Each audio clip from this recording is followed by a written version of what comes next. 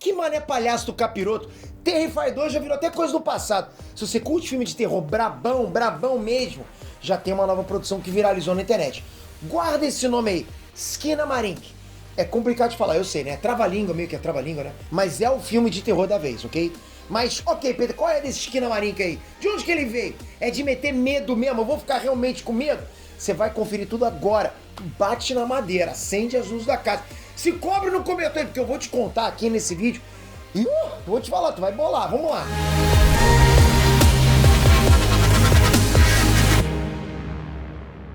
Inés Trans, Peter aqui. Cinema de terror é o gênero mais barato de Hollywood, vocês sabem disso, né? Pra produção de vídeo, de filme é barato. Colocou um lençol na cabeça, pô, já virou um fantasma. Qualquer casa caindo aos pedaços já é cenário. Sabe gritar? Já serve como ator. É isso.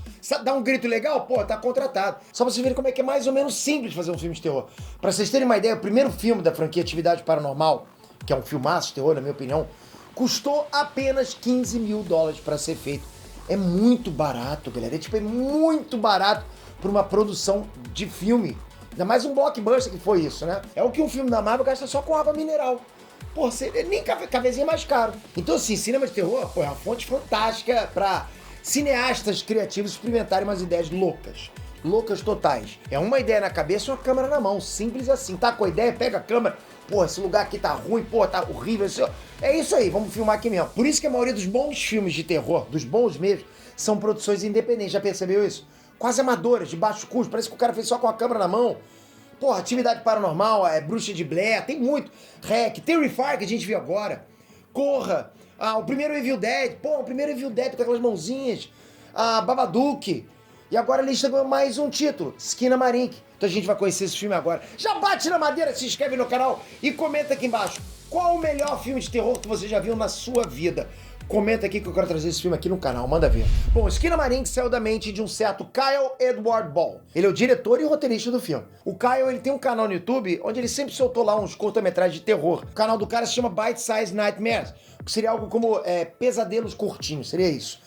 Um dia ele resolveu partir pro longa-metragem, só que ele não tinha dinheiro. Ele passou o chapéu no financiamento coletivo e juntou.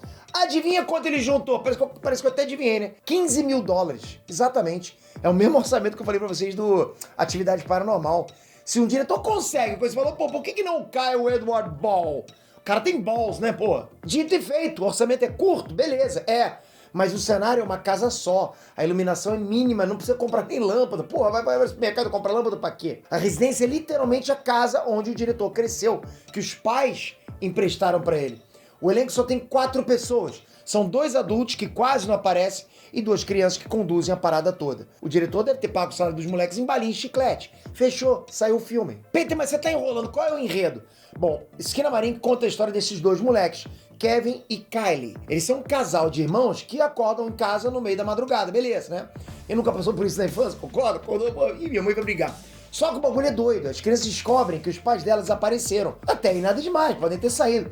O negócio se complica quando as portas e as janelas da casa também desaparecem. Não tem mais como sair da casa, não tem como ninguém entrar. A casa tá completamente isolada, numa espécie de pesadelo. Pra quem tem claustrofobia, pô, é um pacote completo, ok? Os moleques resolvem pegar os travesseiros e cobertores pra ficarem na sala vendo TV. Quem é que vai dormir numa situação dessa? Você acordou, pô, não tem porta, não tem janela? Tudo bem, eu vou pra sala também, assistir uma sériezinha, né? Bom, se eu fosse criança, adulto, eu vou ficar louco. No silêncio absoluto da madrugada, o Kevin e a Kylie ficam vendo fitas VHS de desenhos antigos, esperando algum adulto aparecer, né? Vai fazer barulho, algum adulto vai aparecer. Daí pra frente, é claro que essa situação toda vai ficando ainda mais assustadora, cada vez mais. Tudo indica que os irmãos não estão sozinhos na casa. Tem algo de maligno ali com eles. Segundo o próprio diretor, o foco de Skinamarink nem é exatamente um enredo. Se você tá esperando uma história com começo, meio e fim, tipo certinha, com reviravoltas, vários eventos, o filme não segue isso. O diretor falou que não tem isso. O diretor se interessou mais em criar uma atmosfera. Ele diz que ele tentou recriar no filme a experiência exata de um pesadelo, de uma sensação ruim, sabe? Pesadelo não... Quem viu Inception vai lembrar disso. Um sonho, um pesadelo não tem começo, não tem nem fim, né? O filme cria toda uma atmosfera nessa casa que não parece real. A iluminação do filme é estranha, o cenário é estranho, o som é estranho, tudo parece meio enevoado. como se fosse mesmo um sonho. No caso aqui, um pesadelo, lógico, né? Se você achou o nome do filme esquisito, esse nome é tirado de uma música infantil tradicional nos Estados Unidos. A canção original surgiu em 1910 e é cantada até hoje na pré-escola nos Estados Unidos, né? Depois desse filme eu não sei, mas como é que vai ficar a popularidade dessa música aí? Eu acho que os professores vamos cantar Esquina Maringue, pessoal! Menina! Acho que não vai... Ninguém vai cantar isso não, né? Bom, o filme estreou em alguns festivais de cinema em julho do ano passado. Olha isso, ok? O negócio tem estrada, já estreou em julho do ano passado. Só que aconteceu um fenômeno que ajudou o filme a viralizar. Um desses festivais de cinema era online e alguém deu mole, conseguiram baixar a Esquina Maringue inteiro e soltaram no TikTok. Aí o bagulho virou febre, a galera ficou alucinada, com medo. O que é isso, meu Deus? Daí o filme foi parar no YouTube e todo mundo comentou. Foi se criando um hype em cima, lógico. Quando o filme finalmente estreou nos cinemas, aí foi insano. Em uma semana, Esquina Maringue faturou $1 milhão. Isso é 70 vezes o custo de produção. Porra, imagina você como produtor executivo botando grana ali, recebendo o dinheiro de volta. Olha o ROI disso aí. ROI 70, 71. Pô, na boa. Marvel pra quê? Se tu pode botar micharia e ter um retorno desse, né? Vai lembrar aí que o filme ainda não estreou no Brasil, não tem previsão de lançamento, infelizmente. Esquina Maringue é realmente um filme pra guardar o nome e esperar uma oportunidade de ver. Não tem em streaming, não tem nem nos cinemas do Brasil. Tem locadora do Paulo Coelho, Peter? Olha, não faz pergunta difícil, ok? Eu ouvi dizer que tem, me contaram. Mas na boa, eu acho que esse aí é o tipo de filme pra tentar ver no cinema, entende? Tela grande, aquele som ambiental, bacana.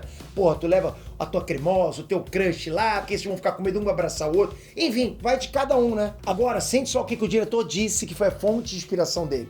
Abre aspas. Tive um pesadelo quando eu era pequeno. Eu estava na casa dos meus pais estavam desaparecidos e havia um monstro. E muitas pessoas compartilharam exatamente o mesmo sonho. Fecha aspas. Porra, deu um arrepio aí. Pô, tu já teve esse pesadelo? Comenta aqui embaixo. Eu quero muito assistir Esquina Maringue. Assim que estiver disponível no Brasil, eu vou voltar aqui, vou trazer pra vocês, vou trazer uma análise no canal, ok? Vou trazer bastante coisa. Então comenta aqui embaixo se você já teve algum pesadelo assim, se você ficou animado pra ver esse filme, comenta. E se inscreve no canal, é importante demais a sua inscrição. Toca aqui, sempre com a gente, sempre falando de animes, super-heróis, quadrinhos, universo nerdístico, desde 2014 fazendo isso. Quem tem sininho, não precisa nem assistir vídeo, só com a notificação já sabe. Obrigado de coração. Até a próxima. Fui!